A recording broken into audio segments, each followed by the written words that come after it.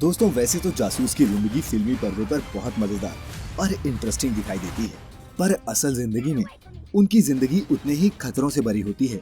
एक अनजान देश में अनजान नाम के साथ अपने नाम को करने वाले ये लोग हर पल पकड़े जाने के डर के साए में जीने के लिए मजबूर होते हैं। जिस तरह हमारे देश के फौजी हर वक्त बॉर्डर पर मुस्तैद रहकर देश की रक्षा करते हैं, उसी तरह ये जासूस भी देश के लिए 24 घंटे अपने मिशन को पूरा करने में लगे रहते हैं। कई बार ऐसा भी होता है कि ये जाबाज अपनी ड्यूटी करते हुए शहीद हो जाते हैं और इन्हें अपने बलिदान के बदले में सही सम्मान भी नहीं मिल पाता। पर इन सब चीजों की परवाह किए बगैर ये लगातार अपने काम में लगे रहते हैं। आज हम द मिस्टिका लैंड पर आपके लिए लाए हैं ऐसे ही 7 जाबाजों की कहानी, जिन्हें इतिहास में वह जगह कभी नहीं मिली जिसके वे सही हकदार थे। तो आइए बारी बारी से जानते हैं कौन थे वे जाबाज और कैसे उन्होंने असंभव को संभव कर दिखाया। हमारी सूची में नंबर 7 पर है सहमत खान। आप में से कई लोगों ने राजी मूवी देखी होगी। ये मूवी हरिंदर सिक्का के नॉवल कॉलिंग सहमत की एडाप्टेशन थी, जो इंडियन अंडरकवर एजेंट सहमत खान की कहानी पर आधारित है। दोस्तों, आगे बढ़ने से पहले हम आपको बता दें कि सहमत खान एक काल्पनिक नाम है, क्योंकि इस महिला एजेंट का असली नाम कोई नहीं जानता। सहमत खान एक कश्मीरी रिच मुस्लिम बिजनेसमैन की बेटी थी। सहमत खान ने भारत देश के लिए जासूसी जैसा खतरनाक काम चुना। इस महिला जासूस ने एक पाकिस्तान आर्मी अफसर से शादी की ताकि उनके पाकिस्तान जाने का रास्ता खुल सके और वो हमारे देश के लिए महत्वपूर्ण जानकारी प्राप्त कर सके। इन्होंने 1971 की जंग के दौरान एक पाकिस्तानी अफसर की बीवी बनकर भारत के लिए जरूरी जानकारी इकट्ठा की थी। उनकी इकट्ठा की हुई जानकारी की वजह से कई भारतीय सैनिकों की जान बची। आपको शायद ये जानकर आश्चर्य होगा कि ये महिला जासूस पाकिस्तान से वापस भारत भी आई, और जब ये भारत पहुंची तब वह पाकिस्तानी अफसर के बच्चे की मां बनने वाली थी। उनके पाकिस्तान में रहने के दौरान उन्हें उस पाकिस्तानी आर्मी अफसर से प्यार हो गया था। गर्व की बात तो ये है दोस्तों कि इस बहादुर महिला का बेटा भी आगे चलकर इंडियन आर्मी में भर्ती हुआ। नंबर 6 पर है सरस्वती राजामणि। एक ऐसे वक्त में जब हमारे समाज में महिलाओं को पर्दे से निकलने की भी इजाजत नहीं थी, सरस्वती राजमणि ने वह कर दिखाया था जो आज इतने सालों बाद भी एक मिसाल है। रंगून के एक अमीर परिवार में जन्मी सरस्वती सिर्फ 16 साल की उम्र में ही नेताजी सुभाष चंद्र बोस की आजाद हिंद फौज से जुड़ गई। वह आईएनए की मिलिट्री इंटेलिजेंस का हिस्सा थी। मिलिट्री इंटेलिजेंस का हिस्सा होते हुए उन्होंने अपने साथियों के साथ लड़कों की वेशभूषा में अंग्रेज अफसरों के कैंप्स और घर में रहना और काम करना शुरू किया। ये काम उन्होंने 2 सालों तक किया। उन्होंने आजादी की लड़ाई में कई महत्वपूर्ण जानकारियां इकट्ठा की और सुरक्षित रूप से ऊपर तक पहुंचाई। आगे चलकर जो हुआ वह किसी स्पाई थ्रिलर फिल्म की कहानी से कम दिलचस्प और खतरनाक नहीं था। एक बार उनकी साथी को अंग्रेजों ने गिरफ्तार कर लिया, लेकिन सरस्वती इतनी हिम्मत वाली थी कि वह डांसर के रूप में वहां पहुंची और अपनी साथी को छुड़ाने में भी कामयाब रही। हालांकि इस दौरान उन्हें पैर पर गोली भी लगी और भूखी प्यासी वो पेड़ पर 3 दिन रही, जिसके बाद उन्हें सुरक्षित कैंप पर पहुंचाया गया और उनकी जान बच पाई। नंबर 5 पर है रविंद्र कौशिक। राजस्थान के श्री गंगानगर के रहने वाले रविंद्र, जो ब्लैक टाइगर के नाम से मशहूर थे, को आज भी भारत के सबसे महान जासूसों में गिना जाता है। पेशे से थिएटर एक्टर रहे रविंद्र रॉ अधिकारियों की नजर में उस वक्त आए थे जब वह एक नाटक में भाग लेने लखनऊ पहुंचे। जब रॉ के अधिकारियों ने उन्हें अपनी प्रतिभा का प्रदर्शन करते थिएटर में देखा तो उन्हें स्पाई की जॉब ऑफर की। इसके बाद रॉ की देखरेख में तकरीबन 2 साल की ट्रेनिंग लेने के बाद रविंद्र पाकिस्तान चले गए, जहां वह नबी अहमद शाकिर के नाम से रहने लगे। वहां उन्होंने कराची यूनिवर्सिटी में अपनी LLB की पढ़ाई पूरी की। इसी बीच रविंद्र पाकिस्तानी सेना में न सिर्फ भर्ती हुए बल्कि प्रमोशन लेते हुए मेजर के रैंक तक पहुंच गए। उन्होंने पाकिस्तानी लड़की अमानत से शादी भी की। अपने पाकिस्तान में रहने के दौरान इन्होंने भारत सरकार तक बहुत सी खुफिया सूचनाएं पहुंचाई, जिसके चलते पाकिस्तान को मुंह की खानी पड़ी। रविंद्र अपना काम सही तरीके से कर रहे थे कि तभी वहां की खुफिया एजेंसी ISI के सामने उनका भेद खुल गया। पकड़े जाने पर रविंद्र ने जेल में बहुत सी यात्राओं से गुजरने के बावजूद भी भारत से जुड़े राजों को दबाए रखा।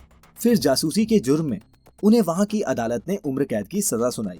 इसके बाद जेल में करीब 16 साल काटने के बाद साल 1999 में इनकी मौत हो गई।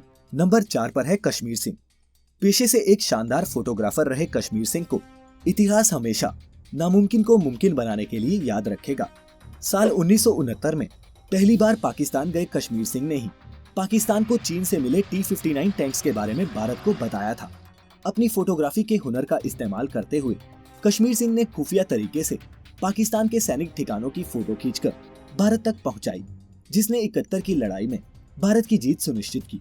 मोहम्मद अब्राहम के नाम से पाकिस्तान में घुसे होशियारपुर पंजाब के निवासी कश्मीर सिंह ने वापस भारत आने से पहले 35 साल पाकिस्तान की जेल में आकाश रोशनी और बिना किसी को भी देखे एक अंधेरे कमरे में गुजारे।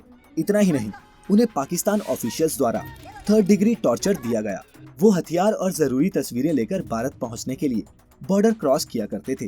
तभी एक दिन जासूसी मिशन से वापस आते हुए उन्हें गिरफ्तार कर लिया गया, क्योंकि उनके बने गाइड ने उन्हें धोखा दिया। Pakistani human rights activist Ansar Burney की मदद से उन्हें भारत वापस भेज दिया गया। हालांकि इन सब चीजों में मजेदार बात ये रही कि पाकिस्तान भी कभी ये साबित नहीं कर पाया कि कश्मीर सिंह भारत के लिए जासूसी करते थे।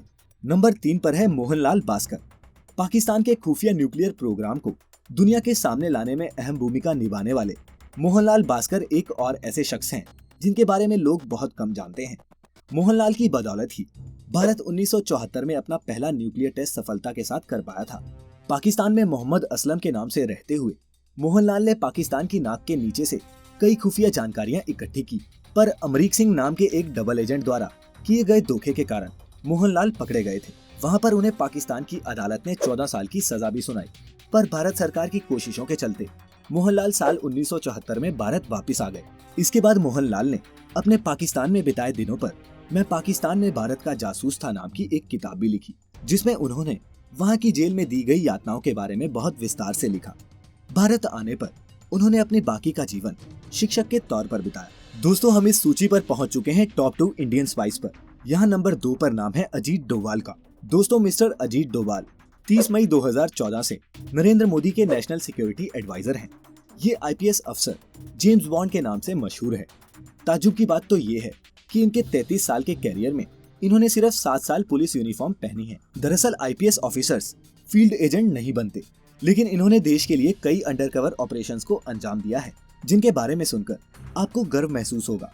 ये जासूस के तौर पर 7 साल तक पाकिस्तानी मुस्लिम बनकर पाकिस्तान में रहे थे और भारत को इम्पोर्टेंट इन्फॉर्मेशन देते रहे।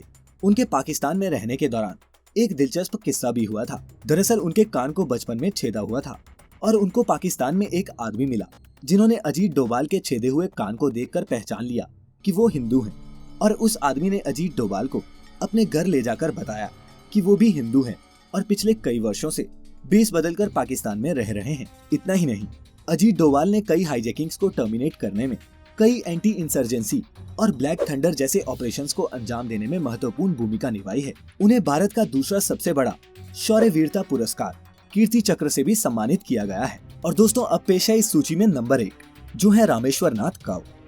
अगर आज भारत के पास अपनी सुरक्षा के लिए रॉ जैसी शानदार एजेंसी है, तो इसका श्रेय पूरी तरह से रामेश्वर नाथ काउ को जाना चाहिए। मूल रूप से बनारस के रहने वाले काउ ने अपने करियर की शुरुआत बतौर IPS अफसर की। इसके बाद उन्होंने आगे चलकर साल 1969 में उस खुफिया एजेंसी की स्थापना की जो आगे चलकर रॉ कहलाई। काउ की बनाई हुई इसी एजेंसी ने साल 1971 की लड़ाई में पाकिस्तान की कमर तोड़कर रख दी थी। RN काउ के बारे में बात करते हुए फ्रांस की खुफिया एजेंसी के मुखिया रहे काउंट अलेक्जेंड्रे दी मारेंचेस ने एक बार कहा था कि काउ दुनिया के 5 सबसे महान इंटेलिजेंस ऑफिसर्स में से एक हैं। इनके बारे में कहा जाता था कि इनकी निजी जिंदगी इतनी खुफिया थी कि अपनी पूरी जिंदगी में वे सिर्फ 2 बार फोटो में कैद हुए। तो दोस्तों, कैसी लगी आपको हमारी आज की ये वीडियो?